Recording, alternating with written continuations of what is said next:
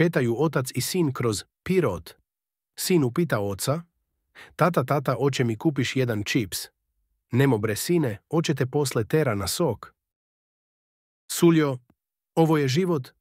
Sunce, pesak, voda. Mujo: ne seri. I ubacaju mešalicu.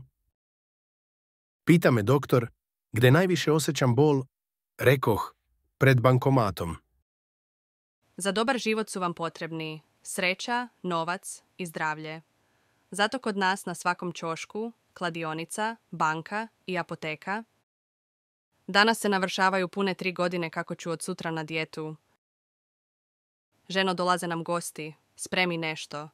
Da spremim da nam dođu opet ili nikad više. Moja plata mi šapuće, ajde da izađemo negde. A ja njoj, mala si još, čuti i sedi kući.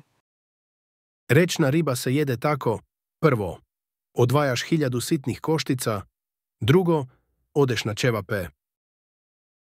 Nešto mi dođe da čistim, pa sam prilegla dok me ne prođe. Dajem ja sebi dobre savete, samo se ne slušam. Da ti doktor kaže da se odrekneš kafe ili slatkiša, čega bi se odrekla? Doktora, razume se. Pijem kafu i gledam more, pesak, palme.